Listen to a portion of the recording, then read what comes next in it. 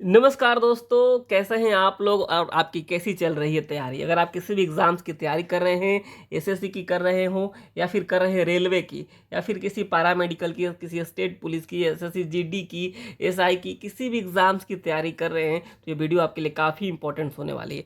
क्योंकि आपको पता होना चाहिए कि संविधान से सभी एग्ज़ाम्स में कुछ न कुछ प्रश्न जरूर पूछे जाते हैं। तो यहाँ पे आपको इस वीडियो में टॉप 20 यानी जो है मुख्य 20 जो प्रश्न हैं संविधान से, मैं उनका जो है जवाब दूंगा। और साथ ही साथ आप इस चैनल को सब्सक्राइब कर सकते हैं और तमाम और भी वीडियो पड़ी है आप उसको भी देख सकते हैं। तो आइए वीडियो को स्टार्ट करते हैं और आपकी जो तैयारी है उस तैयारी में जो है आपकी चार चांद लगेगी और इस वीडियो को आप पूरा जरूर देखिएगा। राज्यसभा का जो सदस्य होता है इसका कार्यकाल कितने समय का होता है? तो आपके सामने चार ऑप्शन दिए गए हैं, 5 साल, 6 साल, अस्थाई और जो है 2 साल। तो अगर आप इसका सही उत्तर जानते हैं तो आप कमेंट बॉक्स में जरूर बताइएगा। राज्यसभा का जो सदस्य होता है इसका कार्यकाल 6 साल का होता है। इसका कार्यकाल जो है 6 साल का होता है। वहीं हम बात करें लोकसभा का पूछेगा तो लोकसभा का जो होता है वो 5 साल का होता है। और जो राज्यसभा इसे कभी से विघटन नहीं किया जा सकता है, यानी जैसे लोकसभा को एक बार में समाप्त कर दिया जाता है जो है कई बार बहुमत के अभाव में, तो कई कारणों से, वैसे राज्यसभा में नहीं किया जा सकता है। और एक बात और आपको बता दें, जो राज्यसभा होता है वह एक जो है उसे हम ऊपरी सदन कहते हैं। राज्यसभा को जो है ऊपरी सदन कहा जाता है, वहीं लोकसभा को हमें निचली सदन कहते हैं। कई कई सारे सवाल यहाँ पे निकल के आ गए। यहाँ पे जो सही उत्तर होगा, राज्यसभा का सदस्य का कार्यकाल वो 6 साल का होता है।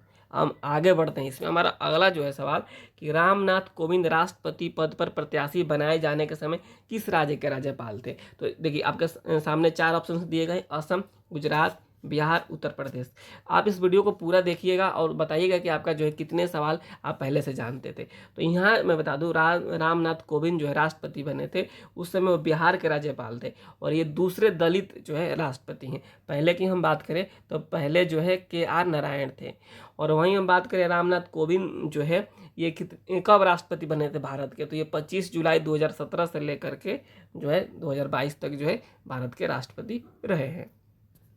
आगे बढ़ते हैं। हमारा अगला सवाल है कि भारतीय राजनीति में जो है कार्यपालिका किसके अधीन होता है? आप सभी को पता है तीन चीजें होती है, कार्यपालिका, न्यायपालिका और विधायिका। तो यहाँ पे बातें पूछी गई है कार्यपालिका के बारे में कि कार्यपालिका किसके अधीन होता है। आपके सामने चार ऑप्शंस दिए गए हैं, न्यायतंत्र, विधायिका, निर्वाचन आयोग, संघ जो है लोक सेवा आयोग। तो यहाँ पे आप देखिए, आप जब भी आपके सामने कोई प्रश्न आए तो उसके ऑप्शंस को देखिए सही तरीके से।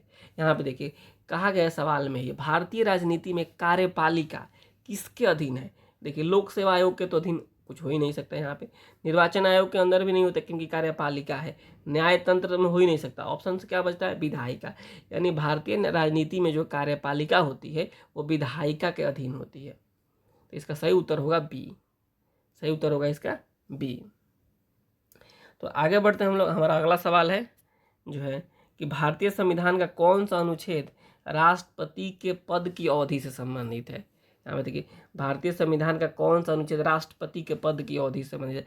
पहले बता दें, जो राष्ट्रपति का जो पद होता है वो 5 साल का होता है, 5 साल की होता है।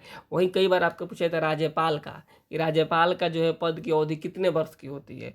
तो देखिए ऐसा नहीं है कि वह 5 साल का होता है, वो राष्ट्रपति के प्रसाद प्रयत्न तक किसी जो है राज्य का राज्यपाल रह सकता है। ये सवाल आप लोगों से कई बार पूछा जाता है। ऑप्शंस में दे दिया जाएगा 5 साल, 6 साल, 8 साल, और वहाँ पे एक ऑप्शन रहेगा कि राष्ट्रपति के प्रसाद प्रयत्न तक, यानी जब तक राष्ट्रपति के जो है लेटर से वो हटाया नहीं जा सकता है, वो बना रह सकता है, उसका कोई लिमिट नहीं होता है। यहाँ पर राष्ट्रपति के बारे में ही पूछ लिया गया है कि जो है भारतीय संविधान के कौन सा जो अनुच्छेद है वो राष्ट्रपति के पद की अवधि से संबंधित है यहाँ पर। तो इसका सही उत्तर होगा जो है 56। यहाँ पे जो है 56 जो होगा भारतीय संविधान के जो है अनुच्छेद 56 से जो है राष्ट्रपति के पद की अवधि से होता है। अब संविधान के भाग 5 में जो है अनुच्छेद 52 से जो है 78 तक संघ की कार्यपालिका से संबंधित जो अनुच्छेद जो है, जो संविधान के भाग 5 है उसमें जो अनुच्छेद 52 से 78 तक है संघ की कार्यपालिका से संबंधित है। हमारा अगला सवाल है कि जो धन विधेयक प्रस्तुत किया जा सकता है, ये भी काफ़ी इंपॉर्टेंट सवाल पूछा जाता है और इसमें लोग कंफ्यूज हो जाते हैं लोकसभा और राज्यसभा में। यहाँ पे देखिए, तो जो धन विधेयक होता है केवल और केवल जो है लोकसभा में ही जो है प्रस्तुत किया जा सकता है। इसका सही उत्तर हो गया ए। अगला हमारा सवाल है कि जो है भारत में लोकसभा का अध्यक्ष कौन होता है। भारत में पूछा जा रहा है भारत में लोकसभा का अध्यक्ष कौन होता है। तो यहाँ पे आपके सामने ऑप्शन है, मनोनीत किया जाता है, यानी भारत का जो लोकसभा का अध्यक्ष होता है उसे मनोनीत किया जाता है, या फिर चयनित किया जाता है, निर्वाचित किया जाता है, या फिर नियुक्त किया जाता है। देखिए ये चारों जो होता है ना, अलग अलग चीज़ होता है।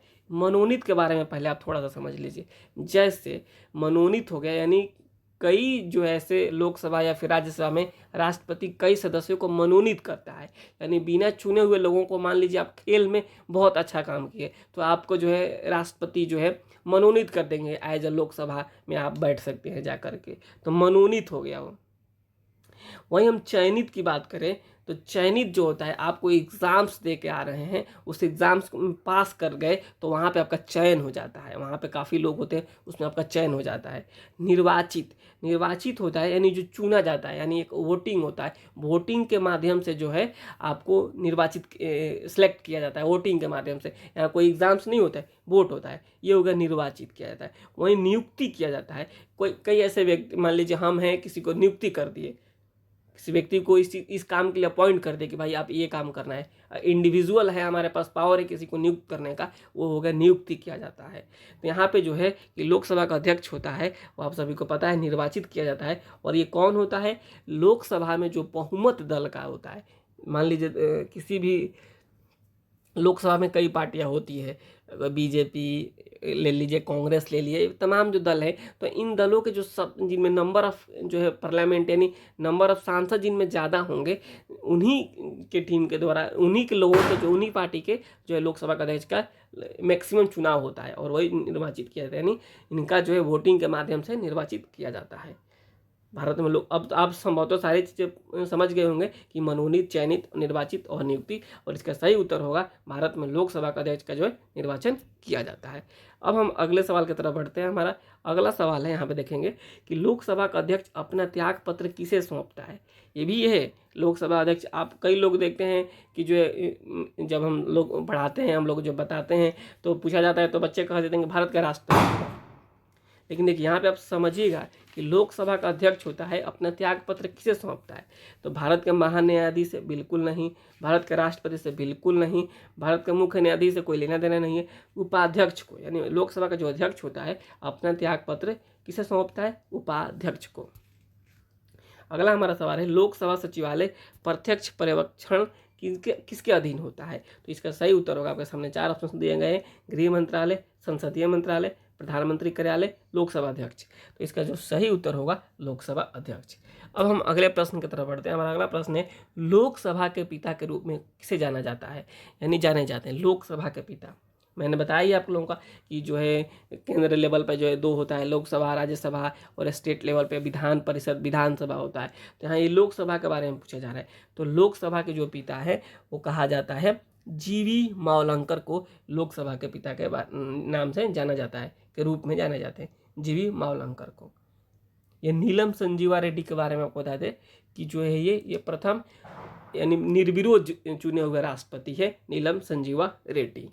अगला हमारा सवाल है, वर्तमान समय में लोकसभा की जो है 543 सीटों में से कितनी सीटें अनुसूचित जाति के लिए आरक्षित है। ये भी काफ़ी इंपॉर्टेंट सवाल है कि जो 543 जो है सीटें हैं उसमें अनुसूचित जाति के लिए कितनी रिजर्व की गई है। तो इसका जो सही उत्तर होगा 84, यानी जो 84 सीटें है वो अनुसूचित जाति के लिए रिजर्व की गई है। 2009 में जो है पहले देश के अनुसूचित जाति के लिए जो है 79 सीटें रिजर्व थी, और इसे बढ़ा करके जो है 84 कर दिया गया, यानी 2009 से शुरू हुआ है तो 2009 में जो 79 थी और जो है अब जो है 84 हो गया है। आगे हम बढ़ते हैं। हमारा अगला सवाल है कि जो है लोकसभा अध्यक्ष को उसके कार्यकाल की समाप्ति के पूर्व हटाया जा सकता है। देखिए हटाने वाला बात जो बात है ना, तो आपको हर तरीके के सवाल पूछे जाते हैं। राष्ट्रपति को भी लेकर पूछा जाता है कि राष्ट्रपति को किसी पद से कैसे हटाया जा सकता है, तो उसका सही उत्तर होता है महाभियोग लगाकर हटाया जा सकता है। वहीं राज्यपाल का तो सीधे राष्ट्रपति हटा देता है। वहीं यहाँ सवाल पूछा जा रहा है कि लोकसभा अध्यक्ष को, यानी जो लोकसभा का अध्यक्ष होता है उसको उसके कार्यकाल की समाप्ति के पूर्व, यानी 5 साल के पहले ही कब हटाया जा सकता है? आपके सामने 4 ऑप्शंस दिए गए हैं। प्रधानमंत्री के स्तुति पर राष्ट्रपति द्वारा, यदि लोकसभा इस आशय का प्रस्ताव पारित कर देता है, यदि लोकसभा और प्रधानमंत्री इस प्रकार निर्णय ले ले, यदि संसद के दोनों सदन इस आशय का प्रस्ताव पारित करें। तो देखिए इसका जो सही उत्तर होगा, लोकसभा का आदमी है तो दोनों सदन से कोई मतलब नहीं है। और यदि लोकसभा और प्रधानमंत्री को इंडिविजुअल नहीं लिया जा सकता है, प्रधानमंत्री के पास इतना पावर नहीं होता है। लेकिन जो यहाँ पे आप देखेंगे कि यदि लोकसभा इस आशय का प्रस्ताव पारित कर दिया, यानी पूरा जो टोटल जो है बहुमत से अगर पारित कर दिया जाए, तो वहाँ पे जो है इनको हटाया जा सकता है। लेकिन इसके एक बात आप भी समझिए, इस बात को आप लोग नोट कर लीजिए कि लोकसभा अध्यक्ष को हटाने से 14 दिन पहले उनको सूचना दिया जाता है। ऐसा नहीं कि हाँ चलो भाई कल हटा देते हैं आपको, नहीं, 14 दिन पहले उनको सूचना दिया जाता है। राष्ट्रपति के मामले में भी ऐसा ही होता है, उनको भी पहले सूचना दिया जाता है 14 दिन पहले कि हम आपके खिलाफ महाभियोग लग रहा है। यहाँ पे होगा यदि लोकसभा और इस आशय का प्रस्ताव पारित कर दे। हालांकि प्रस्ताव पारित कब होगा? जब मान लीजिए 500 सीटें हैं, उसमें 251 लोग मुहर लगा देते हैं, तो जो प्रस्ताव पारित हो जाता है। अगला सवाल है हमारा, लोकतांत्रिक केंद्रीकरण किसकी महत्वपूर्ण विशिष्टता है? देखिए लोकतांत्रिक केंद्रीकरण का मतलब होता है, यहाँ पे आपके सामने 4 ऑप्शन दिए गए हैं, इन ऑप्शंस को देखिएगा तो आप समझेंगे। लोकतांत्रिक राज्य, सर्वसत्तात्मक राज्य, समाजवादी राज्य और जो है साम्यवादी राज्य। तो इसका जो सही उत्तर होगा जो है समाजवादी राज्य। लोकतांत्रिक केंद्रीकरण इसकी जो महत्वपूर्ण विशेषता होती है समाजवादी राज्य की होती है, ये पूरे समाज को लेकर चलता है। अगला हमारा सवाल है, लोकसभा के संदर्भ में सदन के नेता, विपक्ष के नेता, आपने बहुत सुना होगा, सदन के नेता को जो है बिल्कुल फुल मतलब कि पावरफुल आदमी होता है वो सदन का जो नेता होता है। हो सकता है कि और कई बार प्रधानमंत्री भी रहता है, कई बार किसी और को भी बना दिया जाता है, विपक्ष के नेता को बनाया जाता है, उसके लिए भी कई जो है सीमाएं रखी गई है कि किसको बनाया जाएगा, कितनी सीटें आएगी तो विपक्ष को जो है विपक्ष का दर्जा मिलेगा। तो इन सारी चीज़ें, बहुत सारी चीज़ें होती है। तो आप इस चैनल को सब्सक्राइब जरूर कर लीजिएगा। आने वाला जो वीडियो होगा ना उसमें हम यहाँ पे तमाम जानकारी देंगे, सारा फ्री ऑफ कॉस्ट रहता है, ऐसा नहीं है कि कोई आपको चार्ज लगने वाला है, सब कुछ फ्री मिलेगा आपको। तो आप लोग प्लीज़ आप इस PDF को भी डाउनलोड कर सकते हैं, उसके लिए मैं नीचे आपको लिंक दे दूँगा, आप टेलीग्राम ग्रुप ज्वाइन कर लीजिएगा या फिर आप कमेंट बॉक्स में जरूर लिखिएगा अगर आप इस PDF को चाहते हैं। तो यहाँ पर देखिए ये सवाल है कि जो लोकसभा के संदर्भ में जो सदन का नेता का अर्थ होता है प्रधानमंत्री या प्रधानमंत्री द्वारा नामित मंत्री, विपक्ष के नेता, भारत के राष्ट्रपति, सत्तारूढ़ दल या गठबंधन का कोई भी नामित सदस्य। यहाँ पे देखिए तो जो विपक्ष का सदन का नेता होता है, इसका सही उत्तर होगा जो है विपक्ष के नेता नहीं होता है सदन के नेता, उधर विपक्ष का नेता भारत का राष्ट्रपति हो ही नहीं सकता। 2 आपके सामने ऑप्शन दिए गए हैं, तो यहाँ पे होगा जो है प्रधानमंत्री या प्रधानमंत्री के द्वारा नामित कोई मंत्री होता है वही सदन का नेता होता है। अगला हमारा जो सवाल है, एक और बात बता दें इसमें, जो लोकसभा का नेता को जो है राष्ट्रपति अनुच्छेद 75 के आधार पर प्रधानमंत्री नियुक्त करता है। अगला हमारा सवाल है कि जो है निम्नलिखित में से कौन हमारे देश के दोनों में से किसी भी सदन का सदस्य नहीं होता है? ये बात भी काफ़ी इंपॉर्टेंट है, ये सवाल भी काफ़ी इंपॉर्टेंट है, ध्यान से सुनिएगा आप लोग। निम्नलिखित में से कौन हमारे देश के दोनों सदनों में किसी सदन का सदस्य नहीं होता है? तो यहाँ पे देखिए प्रधानमंत्री होता है, लोकसभा का हो या राज्यसभा का हो, कहीं का ना कहीं के सदस्य रहेगा। वित्त मंत्री भी कहीं ना कहीं के सदस्य रहते हैं, रेलवे मंत्री भी कहीं ना कहीं के सदस्य रहते हैं। लेकिन जो राष्ट्रपति होता है ना ही वो लोकसभा का सदस्य होता है ना ही वो राज्यसभा का सदस्य होता है। तो इसका सही उत्तर होगा राष्ट्रपति। हमारा अगला सवाल है कि कोई कानूनी विधेयक संसद के किस पटल पर रखा जा सकता है? यानी कोई जो है कानून बन रहा है, जो विधेयक लाया गया है वो संसद के किस पटल पर रखा जा सकता है? तो आप 2 ही पटल होता है, एक लोकसभा या एक राज्यसभा। तो यहाँ पर लिखा गया है कि आपके, और यहाँ पर पूछा गया केवल लोकसभा में रखा जाता है या केवल राज्यसभा में या फिर दोनों में से किसी एक पटल पर या उपयुक्त में से कोई नहीं। तो यहाँ पे देखिए, यहाँ पे दोनों में से किसी भी संसद में रखा जा सकता है, लोकसभा में या फिर राज्यसभा में, हालांकि जाना दोनों में है, लेकिन इसका सही उत्तर होगा आपको C नंबर। हमारा अगला सवाल है कि निर्वाचन मंडल में जो भारत के राष्ट्रपति का चुनाव करता है उसका गठन कौन करता है? निर्वाचन मंडल जो भारत के राष्ट्रपति का चुनाव करता है वो कौन उसका चुनाव करता है? जो राष्ट्रपति का चुनाव होता है तो उसका जो निर्वाचन मंडल का जो गठन किया जाता है उसका जो है गठन राज्यपाल, संसद के प्रमुख, पूर्व राष्ट्रपति, संसद और राज्य विधानसभाओं के निर्वाचित सदस्य। आपके सामने 4 ऑप्शंस दिए गए हैं। बिल्कुल राज्यपाल नहीं कर सकता है, राज्यपाल जो है केंद्र के किसी मामले में हस्तक्षेप नहीं रहता है उसका। संसद प्रमुख बिल्कुल कोई इंडिविजुअल एक व्यक्ति नहीं होता है। पूर्व राष्ट्रपति से बिल्कुल कोई लेना देना नहीं होता है। संसद और राज्य विधानसभाओं के निर्वाचित सदस्य जो है यही मिलकर के गठन करते हैं निर्वाचन मंडल का। आपके जो इसका सही उत्तर हो जाएगा डी। हमारा अगला सवाल है कि संसद के वर्तमान सत्र के निष्कासन को क्या कहते हैं। यानी संसद के वर्तमान सत्र के निष्कासन को, संसद जो है उसको वर्तमान सत्र से अगर निष्कासन किया जाता है तो उसे क्या कहा जाता है। यहाँ पे देखिए, संसद के वर्तमान सत्र के निष्कासन को क्या कहा जाता है। यहाँ पे नीलाम बिल्कुल नहीं, कटौती प्रस्ताव बिल्कुल नहीं, सत्रवासन बिल्कुल नहीं, स्थगन कहा जाता है। अगला हमारा सवाल है, जो राष्ट्रपति का अध्यादेश कितनी अवधि के लिए लागू रहता है। ये सवाल इतना बार पूछा गया है कि पूछिए मत, बहुत बार पूछा गया है। राष्ट्रपति का जो अध्यादेश होता है 3 महीने, 6 महीने, 9 महीने और अनिश्चितकालीन। यहाँ पे देखिए, यहाँ इस पर भी लोग काफ़ी कंफ्यूज हो जाते हैं। तो इसका सही उत्तर होगा, अगर राष्ट्रपति कोई अध्यादेश ला देता है वो 6 महीने के लिए लागू हो सकता है, उसके बाद उसके ऊपर कानून बनाना पड़ता है। भारत के राष्ट्रपति अपनी शक्तियों का प्रयोग करते हैं। मंत्रिमंडल बिल्कुल नहीं, प्रधानमंत्री के द्वारा बिल्कुल नहीं, मंत्रियों के द्वारा बिल्कुल नहीं।